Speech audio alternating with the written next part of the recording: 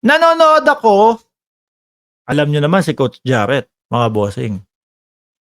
Kung Mark Ramos, pachismis-chismis lang, Coach Jarrett, merong mga ano yan, merong mga connection yan, mga kababayan. So nabanggit doon, mga bossing, kaya daw po pala hindi matuloy-tuloy itong mga ano, hotdog ng mautog. Sagwa ano, hotdog ng mautog, hakbang ng maisog, hotdog ng mautog. Kaya po pala, kumbaga parang lumalabas na channelin lang itong mga ganito nilang meron. Oh, may magaganap na hotdog ng mautog dito sa lugar na ito, sa Bulacan, etc., etc. Tapos yung Tacloban, channelin lang pala yun, mga kababayan. Kung totoo, no, yung sinasabi ng source ni Coach Jarrett na nandoon daw po sa London na si dating Pangulong Duterte, mga bossing. Oh. At ang isa sa narinig kong dahilan nagpapagamot po. Pero yun daw hotel, mga kababayan, okupado, 2 floor, ha? 2 floor, ibang klase, ang laking gastos nun, mga bossing. Siguro naman merong kahit papaanong naipon, 'di ba, si dating Pangulong Duterte. Kumbaga, kung ako nga na Mark Ramos, 'di ba? Kahit papaano nakakaipon tayo. Oh, yun pa kaya dating presidente, mga bossing, 'di ba? Anyway, doon sa mga binablog natin araw-araw, mga kababayan, sinasabi natin na bakit parang wala na si dating Pangulong Duterte, at ang huli na nakita ko na siya ay nagpa-interview, yung kasama niya pa si ano, si Pantaleon Alvarez. May 11 pa po yun, mga kababayan. Ngayon, parang wala na. Kasi mapapansin nyo po 'di ba kapag ka merong hindi mga natutuloy na mga rally nila, punta agad sila. Press conference agad sila. Pag si Pangulong Duterte, dating Pangulong Duterte, madaming press dyan. Pero pag sila-sila lang, tatawagin nila press conference pero walang press.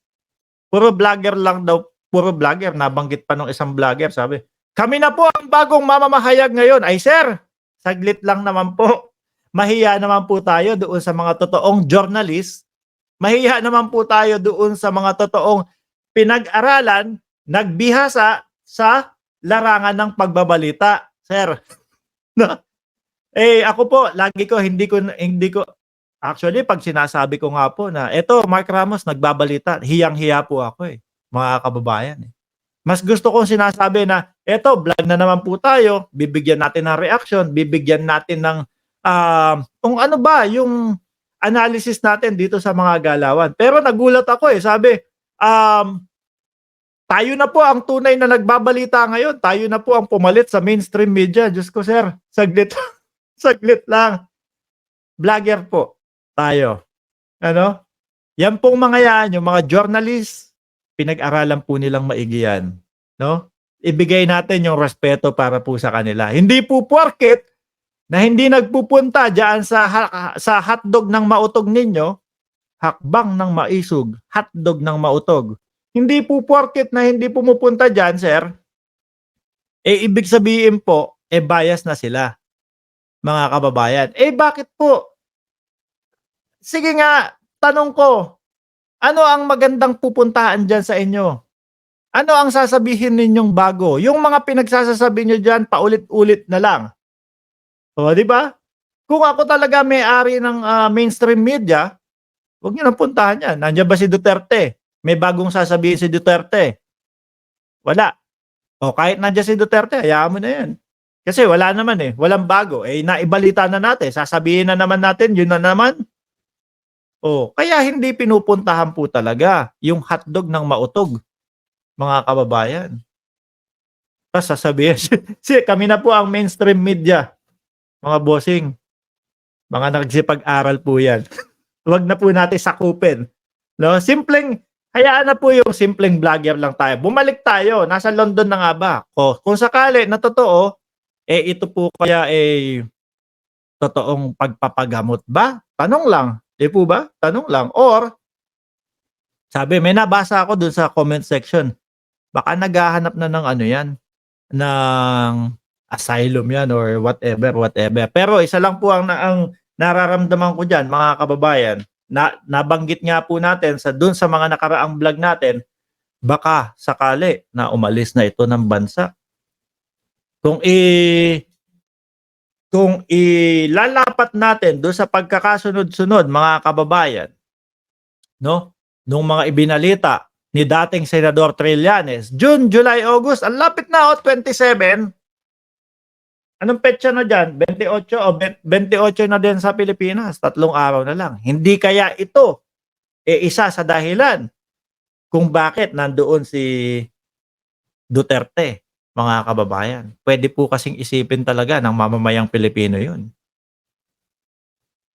'Di ba? Pwede pong isipin ng mamamayang Pilipino 'yun. Ito po kaya ay paghahanda, mga kababayan, doon sa nalalapit na pag-serve ng warrant of arrest, mga bossing. Kasi hindi po natin pwedeng balewalain yung sinasabi ni dating Senador Trillanes, mga kababayan. Bakit ho? Merong merong isang lawyer na konektado sa International Criminal Court na nagngangalang Attorney Cristina Conti, na sinasabi niya na, opo, pwedeng ganun. June, July, August, mangyayari yan. So, ang nakikita ko po dito, yung mga pahakbang ng mautog nila, yung pa-hotdog ng mautog nila, nakikita ko po, kumbaga, pamblap na lang po sa atin yun. Yung talaga, kumbaga talagang, hindi talaga mangyayari. Wala talagang mangyayari. No? Kumbaga parang, isipin nyo, mamamayang Pilipino na nandito si Duterte pero wala. Ayan. Pero wala. Kasi talagang, pansinin niyo po mga kababayan, yung mga dating yung mga dating press conference nila kapag hindi natuloy yung hotdog ng mautog, mga bossing, siya mismo yung nandoon sa press conference, galit. Di po ba ngayon sino? Si Baste. Si Baste na sabi nung ibang mga vlogger, mas pipiliin namin si Baste na maging presidente. Ang galing magsalita. Kay bagal-bagal magsalita. Mag-aabang ka pa ng 10 to 15 seconds bago magsalita si Baste. Mga kababayan. 'Di ba? Sila-sila na lang po yung mga nagpe-press conference. Kaya lalong nawalan ng gana siguro yung mga tawag dito, yung mga media. Hindi naman namin kayo kilala. Sino ka ba? Sino ba kayong pupunta diyan? 'Di ba? Kung si Duterte nga po hindi na masyadong pinupuntahan ng mga media. Hindi naman sa lahat ng pagkakataon, 'di ba? Hindi na pinupuntahan kasi uulitin lang naman ni dating Pangulong Duterte 'yan. So ganyan din, wala din, paulit-ulit lang. Hayaan mo na. Next time na lang. Sabi ni Rose Yap, pang 592 likes ako. Ay kayo ha. 1,835 viewers. Hindi kayo nagla-like dyan ha. I-like nyo lang po mga kababayan and i-type nyo dyan sa comment section kung pang ilan yung like nyo para po ma-shoutout ko po kayo. Di ba mga kababayan? Ano sa tingin ninyo? Totoo kaya yung spluk na yon na nasa London? Nagpapagaling daw po mga kababayan. At 2 floor. Sabi. Narinig ko lang doon. 2 floor yung inukupa para sa malawakan yata itong pagpapagaling ni dating Pangulong Duterte. Anyway, kung talagang totoo yun, mga bossing, tayo naman po, hindi naman tayo masamang tao. No, hangad pa din po natin, mga kababayan, yung paggaling ni dating Pangulong Duterte.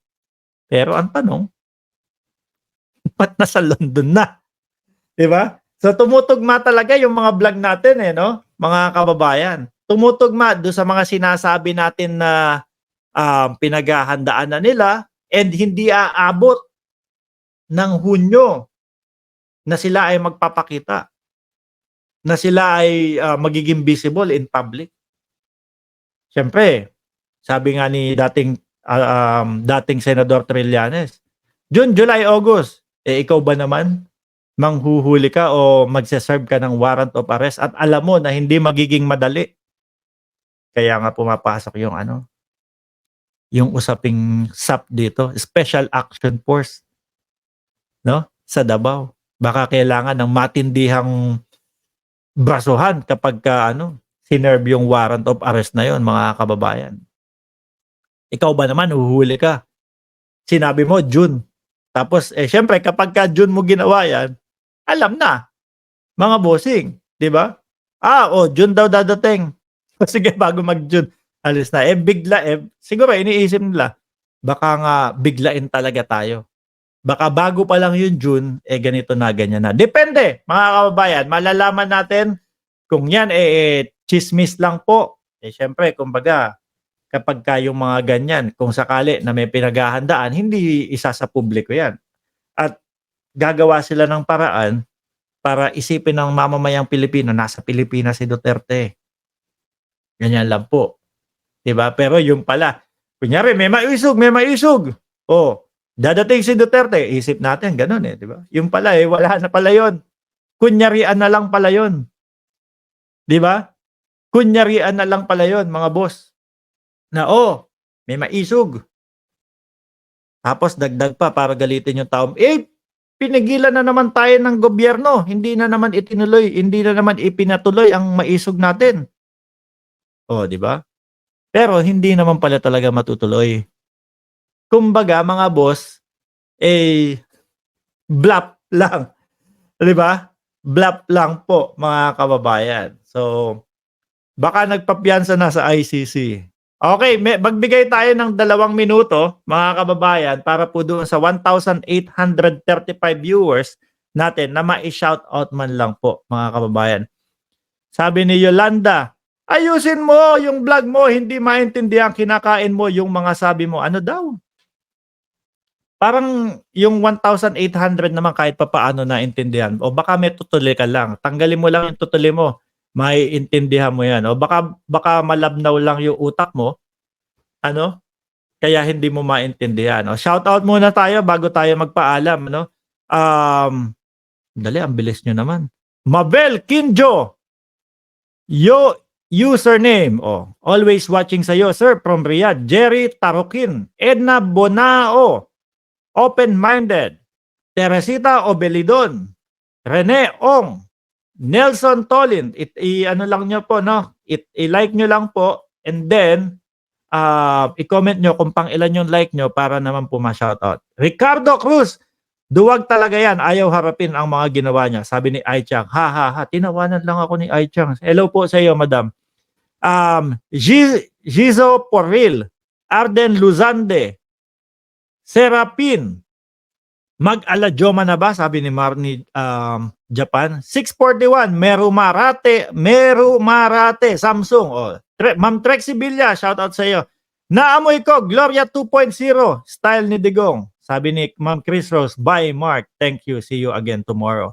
Utak DDS, Didilis, Mr. Juan Simus 0510, shout out Tomas Azares, PW Discarte, Kahoy Musika, Botski Baliw, TV, Oliver Alday,